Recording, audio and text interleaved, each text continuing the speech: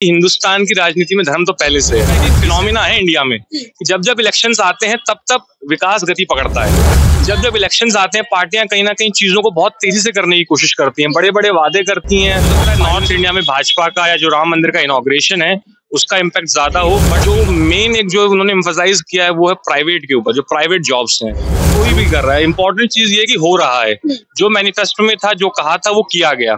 सटीक खबरों का सीधा असर। आप देख रहे हैं एनसीआर समाचार।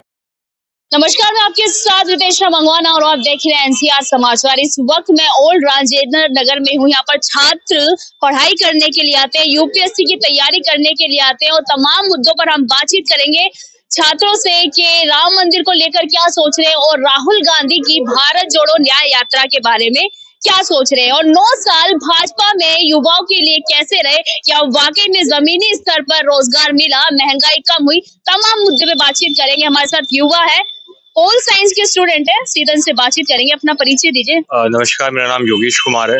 मैं यहाँ पर यूपीएससी की तैयारी कर रहा हूँ और मास्टर्स कर रहा हूँ मैं यूनिवर्सिटी ऑफ दिल्ली से पॉल साइंस की। आप सभी जानते हैं, खैर 2024 का साल स्टार्ट हो चुका है। सबसे इम्पोर्टेंट ईयर अगले 5 साल को देखते हुए, क्योंकि इलेक्शंस हैं इस साल में और 2 राज्य हरियाणा और महाराष्ट्र में भी इलेक्शंस हैं। सो कैलकुलस के अकॉर्डिंग तो बहुत ही इम्पोर्टेंट ईयर है ये। एंड जो हम चीजें अभी देख पा रहे हैं, जैसे अभी 22 तारीख को राम मंदिर का इनॉग्रेशन है और अभी कांग्रेस ने पार्टी अब अपना एक न्याय यात्रा स्टार्ट करी है नॉर्थ ईस्ट से। इससे पहले उन्होंने एक और भारत जोड़ो यात्रा करी थी जब वो कन्याकुमारी से कश्मीर गए थे। अब वो ईस्ट टू वेस्ट कनेक्ट करने की कोशिश कर रहे हैं।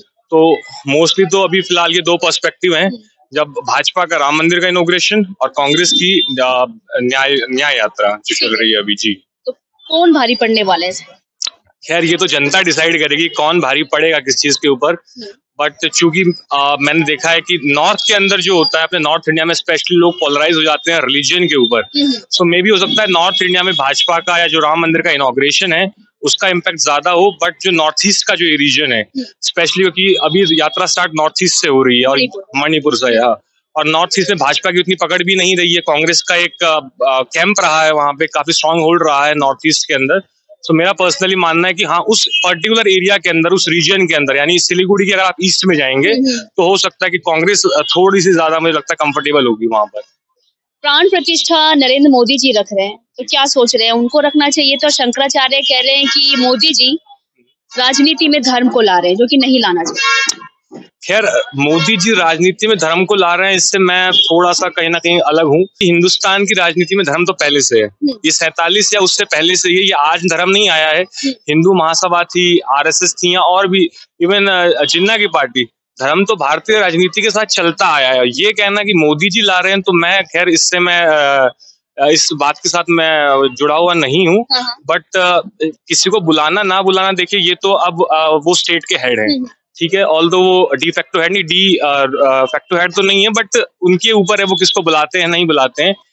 तो इस पे तो मेरा कोई ऐसा कुछ से नहीं है। तो क्या लग रहा है कि प्रधानमंत्री को प्राण प्रतिष्ठा करनी चाहिए या शंकराचार्य को करनी चाहिए? मैंने कहा ना, ये तो उनका डिसीजन है, वो कोई भी करे।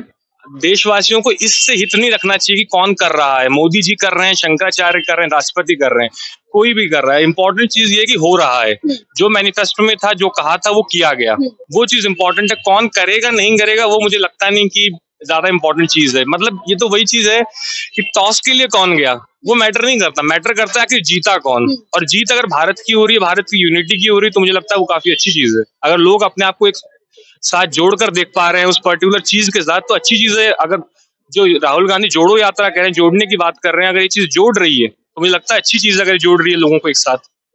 तो पूरा मंदिर अभी बना नहीं है, सिर्फ गर्भगृह बना है, उसमें 5 वर्षीय रामलला रखे जाएंगे।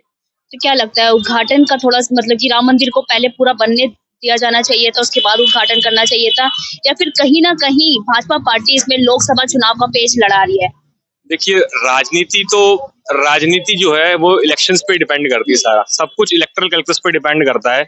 अगर आप देखें उनके मैनिफेस्टो में था तो सब चीजें जो होती है, हम सिर्फ भाजपा की बात नहीं करूंगा, मैं जितनी भी पार्टीज होती हैं, चाहे वो उत्तर प्रदेश में सपा की पार्टी रही हो, इवन भाजपा की पार्टी क्यों ना रही हो, जब जब इलेक्शंस आते हैं पार्टियां कहीं ना कहीं चीजों को बहुत तेजी से करने की कोशिश करती हैं, बड़े बड़े वादे करती हैं, फाइनेंसेस को बढ़ा देती हैं, चीजों को जल्दी जल्दी पूरा करने की कोशिश करती हैं। कांग्रेस ने भी किया, तो किसी एक पार्टी जोड़ के ना देखें, ये तो एक मुझे लगता है कि फिनोमिना है इंडिया में, जब जब इलेक्शंस आते हैं तब तब विकास गति पकड़ता है।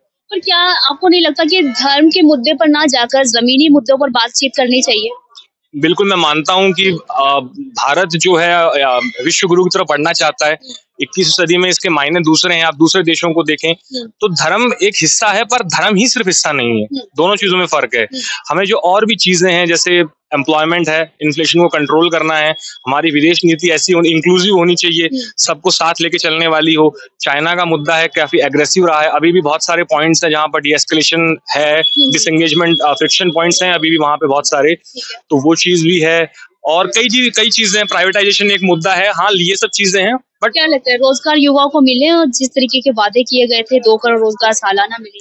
खैर 2 करोड़ पे तो अमित शाह जी ही खुद कह चुके हैं कि वो जुमला था, मैं तो उसमें क्या ही कहूंगा। 15 लाख।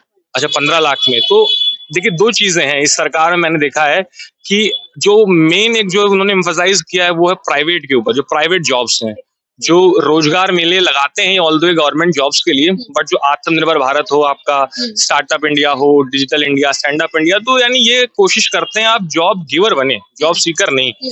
चाहे इनका गुजरात मॉडल अगर आप एक बार स्टडी करेंगे ना, तो गुजरात मॉडल में भी सेम चीज थी। और इसका एक झलक आप देखिए अग्निवीर योजना में, इन्होंने क्या कहा अग्निवीर में कि हम आपको 4 साल की दे रहे हैं और वहां से आप ट्रेन होके निकलेंगे ताकि आप क्या बने, जॉब गिवर बन सकें, आप एक वो जो एंटरप्रेन्योर स्किल्स होती है ना, उनको आप सीख सकें। तो रोजगार पे मैंने ये देखा है कि थोड़ा प्राइवेट की तरफ ज्यादा इनका रहा है। ऑल्दो वैकेंसीज कम हुई थी बीच में, 19 के बाद वैकेंसीज काफी कम हुई, एसएससी में कम हुई, यूपीएससी में कम हुई, और चूंकि अब इलेक्शंस का जोर है तो फिर अब से एक बूम आया है अचानक से वैकेंसीज के अंदर। ये हर सरकारें करती आई हैं, ऐसा नहीं है कि भाजपा या कांग्रेस। आप कभी भी देखिए, जब 14 के इलेक्शंस थे, 19 के इलेक्शंस थे, या अब ये इलेक्शन है, उससे पहले 9 के इलेक्शंस थे, इलेक्शन ईयर्स में वैकेंसीज बूम पर होती हैं, और उसके बाद के जो साल से 2 साल होते हैं वहां पर एक वैक्यूम का फेज होता है। तो इसको एक सरकार से लिंक ना करना चाहिए। हाँ, मैं मोटा मोटा ये कह सकता हूँ कि सरकारों को ऐसा नहीं करना चाहिए, बिकॉज बहुत सारे बच्चों की उम्र निकल जाती है। हमारे फौजी भाई हैं, लड़के हैं, वो उनकी उम्र निकल जाएगी, अभी नहीं जा पाएंगे। यूपीएससी में तो खैर काफी एज है, लेकिन जो फौज की तैयारी कर रहे हैं, सीएपीएफ की तैयारी कर, जवान की भर्ती की तैयारी कर रहे हैं, उनमें उम्र क्या ही होती है, मुश्किल से 20-21 साल, तो उनकी कहीं ना कहीं उम्र निकल जाती है, तो फिर वो उनका जिंदगी भर का काम के लिए इस बार 24 के चुनाव में क्या मुद्दा रहने वाला है, क्योंकि योगी जी कह चुके हैं कि 400 पार करने वाले हैं।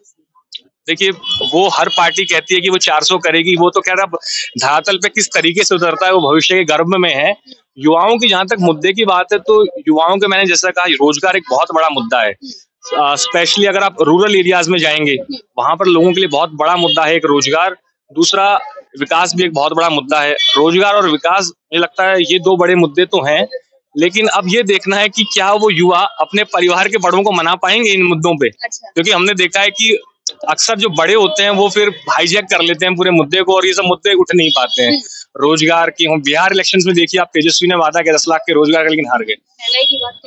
महंगाई की बात जी, महंगाई के ऊपर तो इन्फ्लेशन तो खैर है, अभी हर चीज महंगी हो गई है। 14 के बाद से या 19 में जो इन्होंने वादे करे थे 35 का सिलेंडर, ये सब देंगे, खैर वो पॉसिबल भी नहीं था, कंसीडरिंग सर्कमस्टांसेस। जो आपके मार्केट में जो जिस तरीके से चल रहे हैं, रेट वगैरह बढ़ रहे हैं, क्रूड ऑयल के बढ़े थे। कहीं ना कहीं राम मंदिर का मुद्दा इस बार बढ़ चढ़कर भाजपा को जीत दिला सकता है। जिस तरीके से योगी ने कहा कि इस बार हम 400 सीट पार करने वाले, पर देखना ये होगा, लोकसभा चुनाव करीब है, 3 महीने का कम वक्त बचा है, पर क्या होगा, कौन से मुद्दे इस बार जोरों शोरों से उठाए जाएंगे, ये देखना बाकी रहेगा। मैं आपके साथ रितेश मंगवाना, और आप देख रहे थे एनसीआर।